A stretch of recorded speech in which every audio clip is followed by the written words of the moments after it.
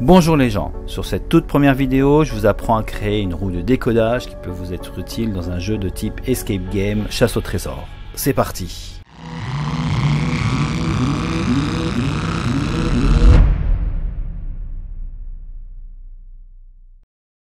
Alors déjà on va expliquer de quoi est composé cet objet. Il y a deux roues dentées et un support. Le support possède deux axes sur lesquels on va insérer nos roues dentées. Donc première roue dentée avec des lettres, 26 lettres, donc 26 dents, de A à Z. Et ensuite, même chose, deuxième roue dentée, mais cette fois-ci avec des symboles. Symboles que vous choisirez pendant la création. Donc il suffit de mettre le bon symbole devant la bonne lettre. Donc au départ, si on sait que le A doit correspondre à ce symbole-là, on peut ensuite, en tournant la roue, retrouver à quelle lettre appartient chaque symbole. Donc ce symbole c'est le Y, ce symbole c'est le D, et ainsi de suite. Donc si j'ai besoin de décoder ce qui apparaît ici sur la vidéo, donc je prends le premier symbole qui va correspondre ici à mon E. Deuxième symbole, je le cherche, il est ici, c'est le S. Troisième symbole, je le vois arriver, c'est le C. Quatrième, le A. Ensuite, je continue, je trouve mon symbole, c'est le P. Et le dernier qu'on a déjà vu, qui est ici, c'est le E. Donc, on vient de former le mot Escape.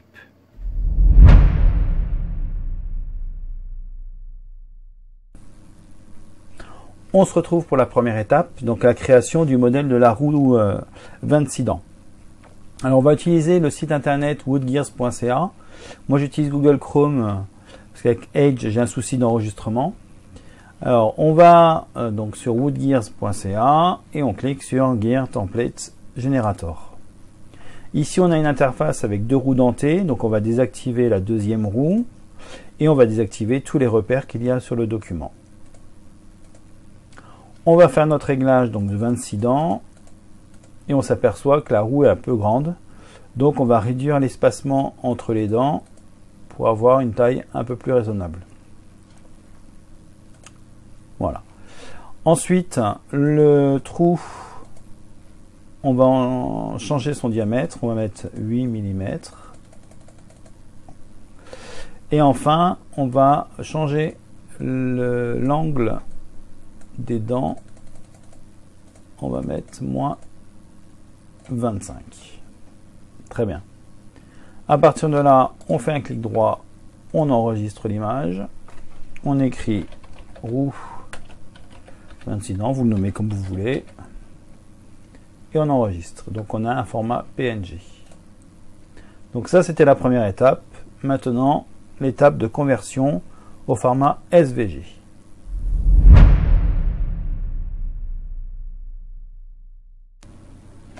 Étape 2, je vais convertir l'image PNG en format SVG. Pour ça, j'utilise un convertisseur en ligne, donc à cette adresse, que vous pouvez trouver facilement sur Google, ou vous aurez le lien en dessous, là, dans la description. Alors, on peut le mettre en français.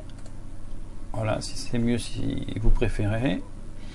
Je veux convertir une image en SVG. Je vais faire glisser mon image tout simplement ici pour déposer, pour importer cette image. Une fois qu'elle est importée, je clique sur démarrer la conversion. Voilà, je télécharge et mon image est prête. Donc format SVG, je clique avec le bouton droit, je fais enregistrer sous, je laisse le nom, format SVG et j'enregistre. Et on va continuer sur Fusion 360 pour la suite.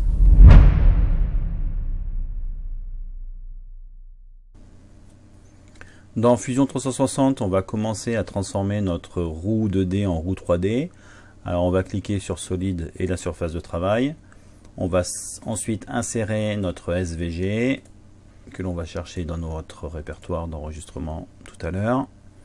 On déplace cette roue pour que son axe coïncide à peu près avec l'origine et je valide. Donc ici nous avons une esquisse qu'on va transformer en volume. Je clique, j'appuie sur la touche E au clavier, 6 mm et je valide. Donc nous avons notre roue. Maintenant nous allons voir pour mettre les lettres de l'alphabet. Alors 26 dents pour les 26 lettres. Donc la lettre, chacune des lettres sera disposée sur une dent. En face, la deuxième roue où il y aura les symboles. Les symboles seront donc dans le creux. Donc on commence par les lettres. Je clique sur ma surface. Je vais faire un zoom. Je vais créer un texte. Je clique un peu n'importe où.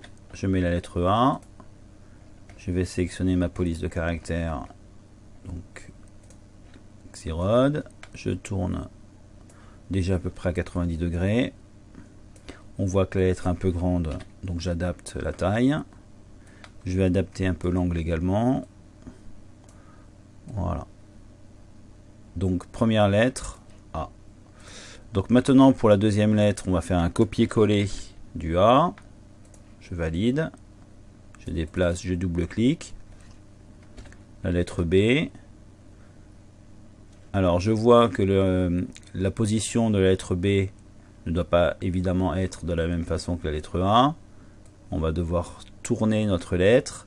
Quand je tourne vers la droite, je vois que ça décrémente mon angle ici.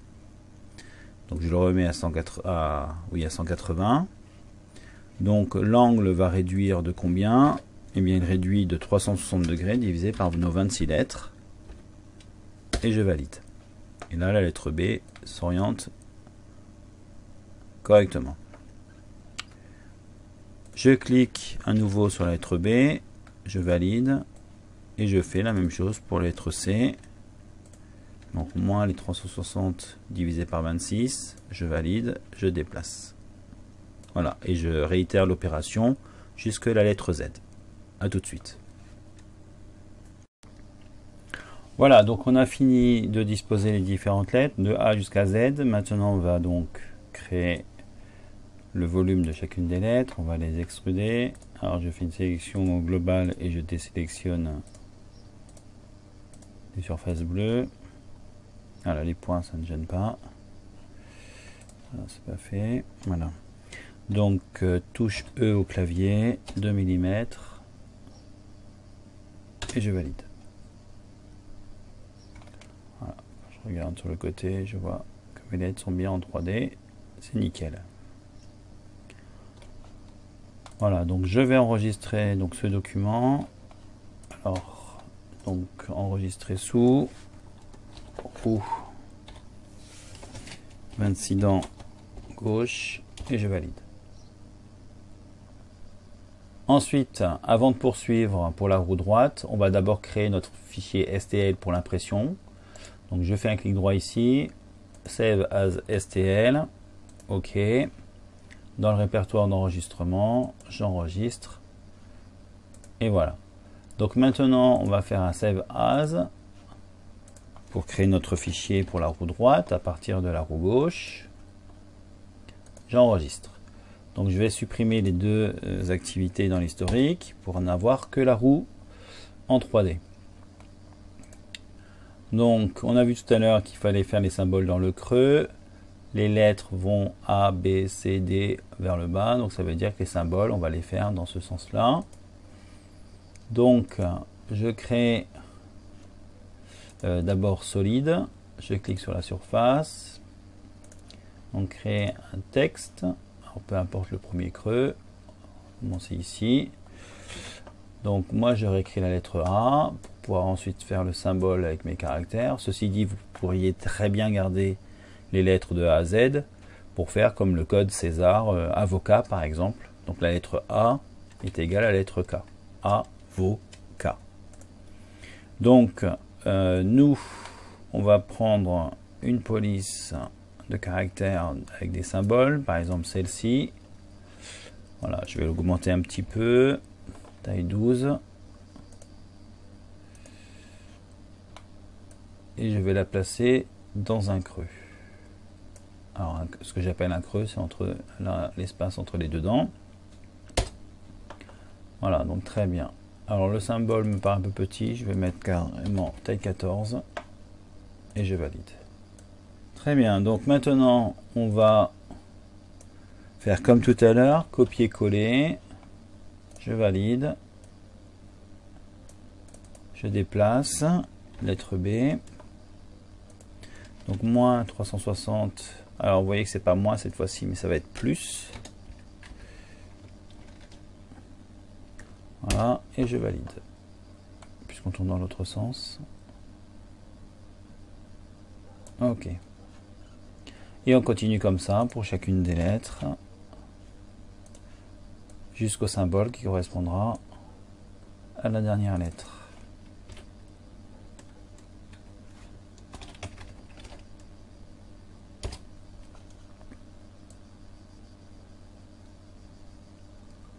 Voilà, et ainsi de suite jusqu'à la lettre Z, enfin le symbole qui correspond à la lettre Z. Et à tout de suite. Voilà, on se retrouve avec notre roue avec les 26 symboles. On va maintenant créer notre extrusion des symboles. Alors, je vais désélectionner mes surfaces.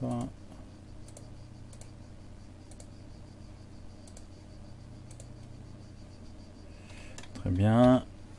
E pour faire l'extrusion, 2 mm.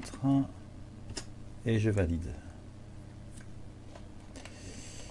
Voilà, on vérifie. Donc on a bien nos différents symboles. Parfait. À partir de là, on va créer notre fichier STL.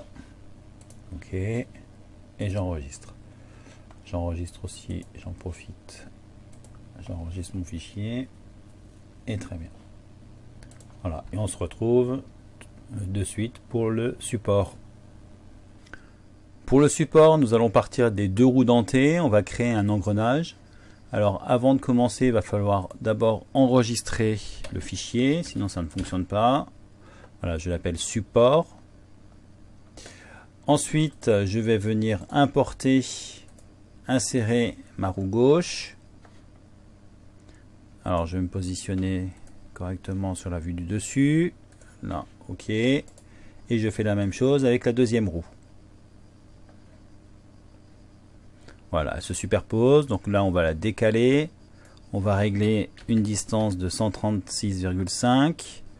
Et on va tourner de 3,5 degrés notre roue. Voilà, pour reformer l'engrenage. Très bien. À partir de là, on va casser le lien avec le fichier d'origine pour les deux roues. Parfait. On va pouvoir maintenant créer l'axe, puisque nous, la roue dentée, c'est visuellement, ok, on a vu. Nous, ce qui va nous intéresser, ça va être l'axe de ces roues sur notre support.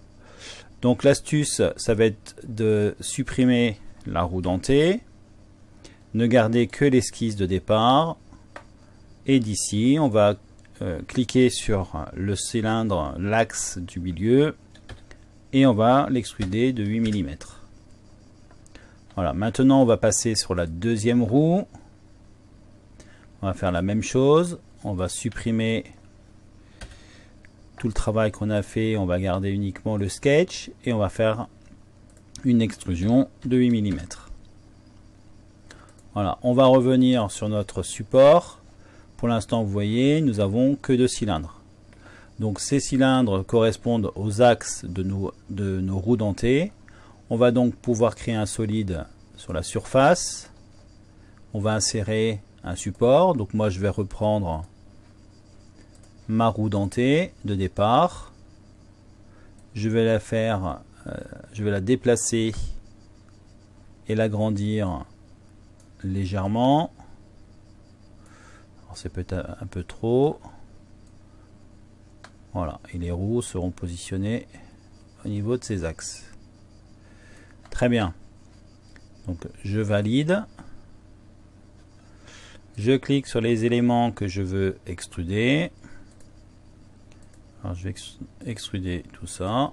Après vous faites comme vous voulez. Extrusion. 2 mm. Alors attention. On va pas faire 2 mm mais moins 2 pour pas être dans le mauvais sens. Et je valide. Voilà. Et là nous avons notre support pour nos engrenages.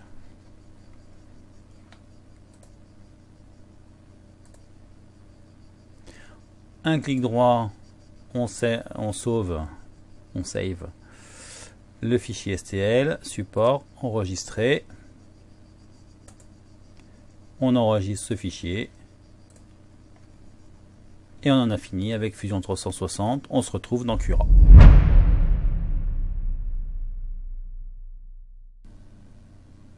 Dernière étape dans Cura, donc le logiciel qui permet de découper en fines couches notre objet. On fait glisser notre fichier STL sur l'environnement de travail. En cliquant sur la pièce, on va pouvoir régler les différents paramètres. Moi, je vais régler une dimension à 85%. L'aperçu permet de visualiser notre objet. Une fois que la pièce nous satisfait, on peut l'enregistrer donc sur notre micro SD et ensuite on peut lancer l'impression.